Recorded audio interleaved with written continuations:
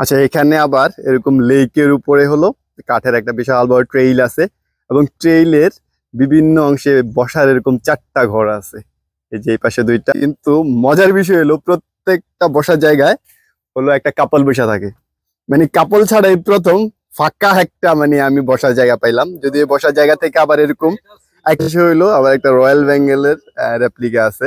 মানে জাস্ট পিছনের পরিবেশের সাথে এখানে আসলে বাঘটা খুব সুন্দর গেছে।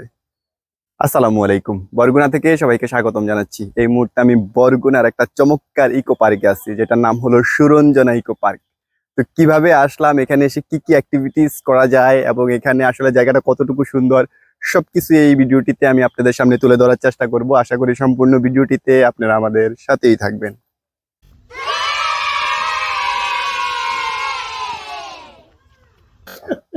আচ্ছা, পার্কে প্রবেশের মূল্য হলো 50 টাকা করে। আর এই যে এটা হলো সুরঞ্জনা পার্কের এন্ট্রি গেট। এখান দিয়ে মূলত আসলে এন্ট্রি করতে হয়। প্রবেশের মুখেই কিন্তু এরকম একটা জায়গা পাবেন আপনারা, যেখানে এরকম একটা ওয়াচ টাওয়ার আছে একদম প্রবেশের মুখে। এবং এই পাশে হলো বেশ কিছু বসার দোলনা আছে, বেশ কয়েকটা। এইদিকে হলো এরকম একটা লেকের মতো আছে, আবার ওই যে লেকের উপরে বেশ কিছু কাঠের সেতু আছে। এরকম কিছু ভিউ পয়েন্ট আছে লেকের উপরে। এবং লেকটাই কিন্তু পদ্ম আছে, যদিও এখন আসলে পদ্ম সিজন না, এই জন্য পদ্মগুলো সব শুকায় গেছে। এই যে মাঝখানে হলো আবার একটা আইল্যান্ডের মতো আছে।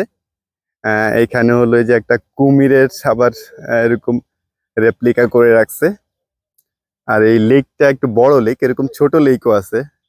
এই যে এদিকেও হলো একটা ছোট লেকের মতো আছে, এরকম একটা কাঠের ট্রেইল আছে। এখানেও কিছু পদ্ম ফুল কি সুন্দর ফুটে আছে, এরকম 2টা ট্রেইল আছে।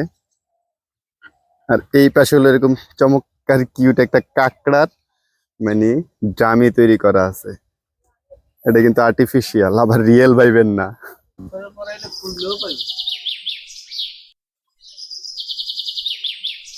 কিছু দূর পর পর টেইলে এরকম বসার কিন্তু জায়গা আছে বেশ কয়েকটা। এবং দেখেন উপরে একটা মজার জিনিস দেখে আপনাদেরকে, এখানে একটা হারিকেন। এই পাশে আবার এরকম একটা কাঠের ট্রেল দিয়ে উপরে হইলো একটা ওয়াচ টাওয়ার মতো, অনেকটা এরকম গাছের উপরে। চমৎকার একটা জায়গা। এই পাশে হইলো আবার একটা রয়্যাল বেঙ্গলের রেপ্লিকা আছে। মানে জাস্ট পিছনের পরিবেশের সাথে এখানে আসলে বাঘটা খুব সুন্দর গেছে, যেহেতু একটা বনের ফিল আছে।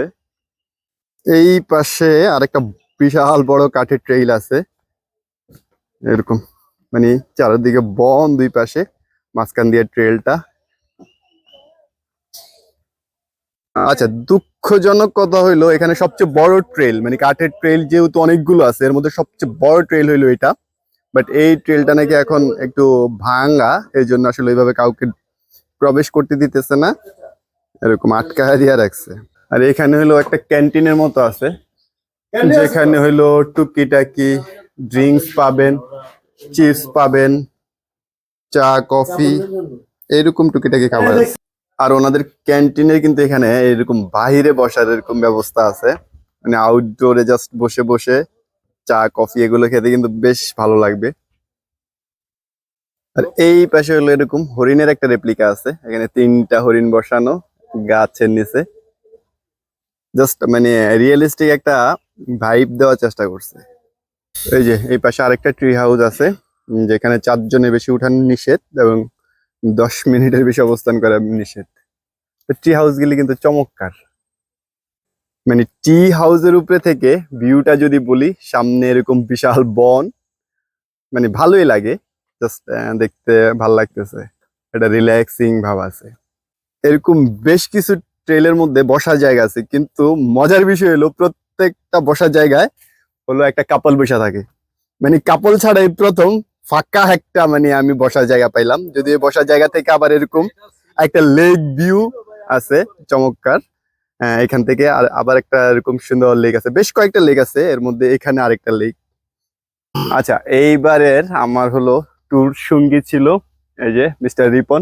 যদিও অনেকে ওরে আগে চিনেন, ইকো পার্কের সীতাকুণ্ড ইকো পার্কের একটা আমার ব্লগেও ছিল।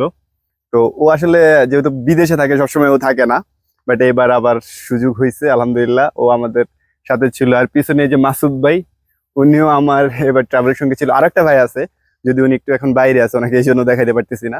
তো আমরা 4 জনে মিলেই মূলত এই ট্যুরটা করছি। আচ্ছা, এখানে আবার এরকম লেকের উপরে হলো কাঠের একটা বিশাল বড় ট্রেইল আছে, এবং ট্রেইলের বিভিন্ন অংশে বসার এরকম 4টা ঘর আছে। এই যে এই পাশে 2টা, সরি 5টা ঘর আছে, এরকম 5টা ঘর আছে ঘুরানো।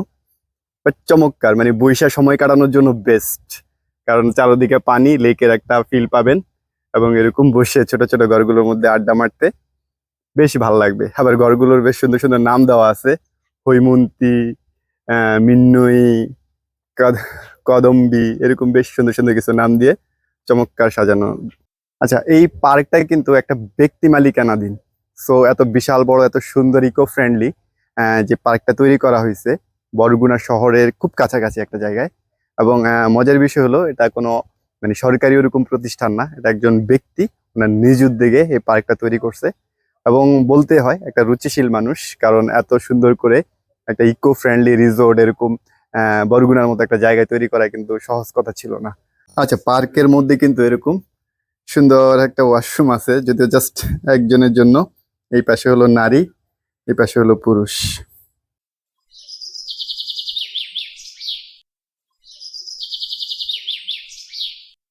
এই যে এই পাশে হলো এরকম 2টা দোলনা আছে, এই পাশেও বেশ কিছু দোলনা আছে, দেখেন অনেকগুলো দোলনা আছে। এই পাশে হলো এরকম একটা লাভ পয়েন্ট আছে, আর এই পাশে হলো এরকম একটা পালকি আছে দেখেন। আর এদিকে হলো বিভিন্ন রকমের প্রোগ্রামের জন্য একটা স্টেজ করা আছে, এখানে বিভিন্ন রকমের প্রোগ্রাম হয়। সম্ভবত কিছুদিন আগে শরৎ উৎসব হয়েছে। এই যে এরকম একটা ব্যানার দেখলাম এখানে।